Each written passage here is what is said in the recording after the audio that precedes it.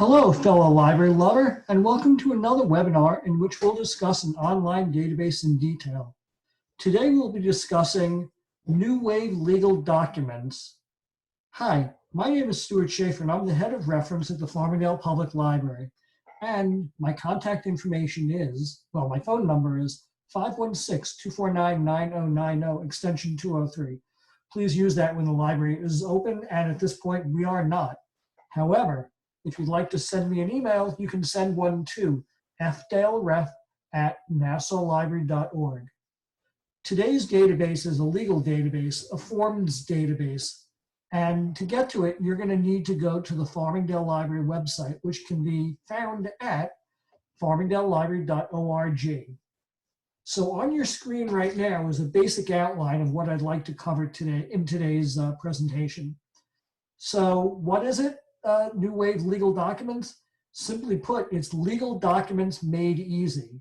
You'll be able to download them and you'll be able to enter your personal information to make them valuable for you. So you can actually send them to the other person or attorney or other organization that you need to send it to. You can create professional quality documents by searching for documents specific to your situation. Then you answer questions in a web input form.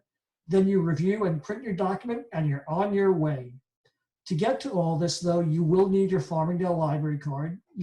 That's necessary for the barcode on the back of the card. Excuse me. The interface is pretty easy to use. It's crisp, not many bells and whistles, and well, you'll see in a second. I'm going to share my screen, so just give me 1 second. And you should see on your screen momentarily, there you go, the Farmingdale Public Library website. And again, to get to it, it's at farmingdalelibrary.org. To get to this particular resource, you will need to go to the research bar at the top in the middle on the green bar. We're going to go from research to electronic resources by subject. And then we're going to scroll down to the legal subheading. We're going to click on that, and there it is, NuWav Legal Documents. Basically, again, it's legal documents made easy for you, the patron. I'm going to click on this, and I actually entered it a few minutes ago just to practice, and I needed to put in my library barcode. It's that 14-digit number on the back of the card. So just turn it over, and you'll put that number in, and then you're good to go. So at the top of the page, welcome to NuWav Legal Documents, the online tool that lets you create professional quality documents in steps. You're going to search for the document that you need. You're going to answer the questions. You're going to review and print the document.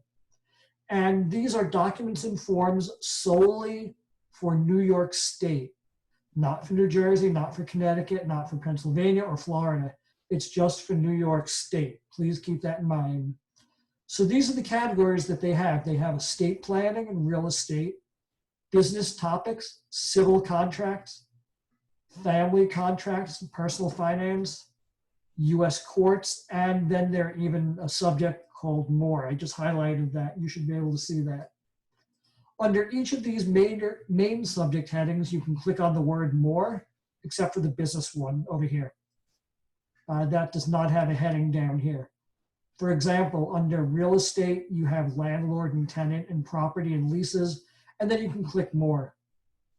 And in this case, we are going to click on estate planning, the power of attorney form. So as you can see, there are a whole bunch of them. It looks like there are 5 of them. Let's look for the last one, the general durable power of attorney. And on the left side, it gives you the name of the form. On the right side, it tells you what actually the form is. A durable power of attorney authorizing the agent or attorney in fact to act on your behalf. If you're not sure about any of this, you might want to consult an attorney. The librarians at the library are not attorneys. We do not offer free advice or any legal advice. If you're unsure, contact an attorney just in case. So I'm going to click on the general durable power of attorney. And I'm going to make the screen a little bigger But do notice that it's a little blurb over here. Mouse over the blue words for definitions. So if you don't understand what the word incapacitated means, I'm just putting the cursor over it and this box appears. It gives you a definition, 2 definitions of the word incapacitated. You could do that for any of the words that are in blue. So this, you're looking at the general durable power of attorney input form. And I was playing with it a little before, and I'm going to get rid of the information that I put in, but I'm going to put in the full legal name, John R. Smith. Yes, I'm making it up. And my address would be 15 Poplar Avenue in New Hyde Park, made up, in New York. And the zip code, I don't know if this is correct, but I just made it up. So I basically inputted the information.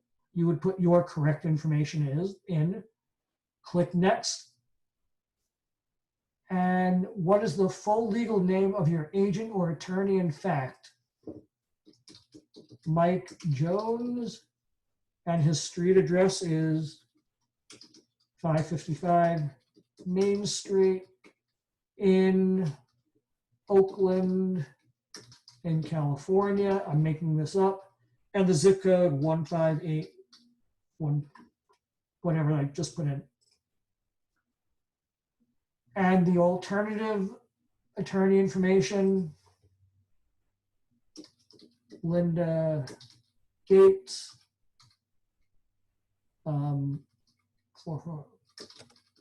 Crestwood Avenue in Hackensack, New Jersey. And the zip code there is obviously, I'm making it up as you can see.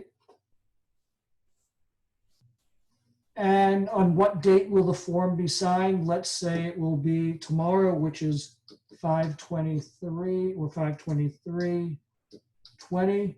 And in what city or township? New York City. So I could download it, but I have other options. I'm going to show you them right now. I scroll down to the bottom of the page. These are download options. You could do it in a blank PDF format, which you complete the form with a pen, and it's not editable. You have a blank RTF, which is, you can download it and you can use it, your favorite word processor. Looks like they're saying that Microsoft Word will be useful. A completed PDF is not editable. It contains the information that you entered in the input form, the stuff that I just. So I'm going to download it up here. And I'm going to open it with Word. And there it is, the form. This looks like it happens to be a 9-page form document.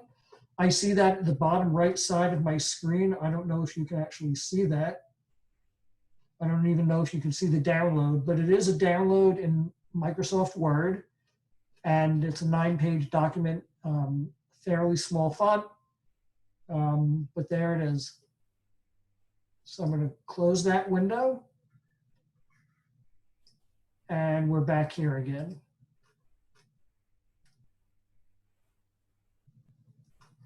Okay. Just, I actually have a tablet to the side of me, so I can see what you're actually seeing right now. You can preview the form. That's actually what I will do. You should be able to see that momentarily, I hope. No, it's not letting me do that. Drats. I'm very sorry. But the preview looks a lot like the document in Microsoft Word. It's in a browser window, and it's just the text that you can see. You can't edit it though in this point. You can clear the form by clicking on this link. I'm going to clear it, and you see everything that was in the on what date the form will be signed, and down here that disappeared. What else can I show you? I'm going to scroll back to the home And let us look for a tenant form under real estate. Let's look for a roommate agreement, which is something that might pop up. But you would have the name of roommate number 1, 2, or 3, the start date of the lease and the end date. When do you expect to finish the agreement or complete the agreement? The rental property address. And the list of monthly rent over here for each of the roommates. The deposit amount owed by the roommates. And I'm just clicking next to go to the next page. And then there's some rules information about pets and smoking. And then there are additional provisions that you might want to add to the agreement. That's what this box is for. In what state is the rental located? In what county is the rental located? And then you would click on download with all the information filled out, and you would be on your way. You could bring it to the roommates, and you could get it notarized, I guess, and filled out, and you could start the lease. So I'm going to go back to the home page of here of the site. There is a link to some tutorials. Of course, mine is much better. Now, this is actually the tutorial from NuWav. I'm just going to start it for a bit, just to show you. Yes, it's high tech, and it's about 55 seconds.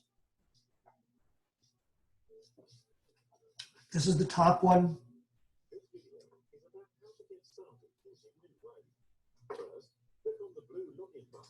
Okay. The second download is, or the second tutorial is download options. And the third one is how to do document search. Each of them is under a minute long, and you can see right over here, I just highlighted it. Right over here, it looks like they're all about 55 seconds in length. So we're going to go back to the page again. And so we're looking again at the topics: estate planning, real estate, business, civil, family, personal finance, US courts, and more. There's a glossary of terms at the bottom left. I'm going to highlight it so you can see it. Right over here at the bottom. And something that you can do is make the screen a little bigger. And then over here at the triangle at the top right, the 3 horizontal bars, you can look for a particular word in the page. So if I'm looking for a word, tenant, so it's going to find all the instances of the word tenant in this glossary. The first time it found it was under the term unlawful detainer action. And then the next time was in the same definition, and then that is it. I guess there's no tenant as a definition over here under T. I digress. We're going to close that window, so now you know how to search. And there's a help function at the bottom right. I'm clicking on, let's say, click a category to use the guided search.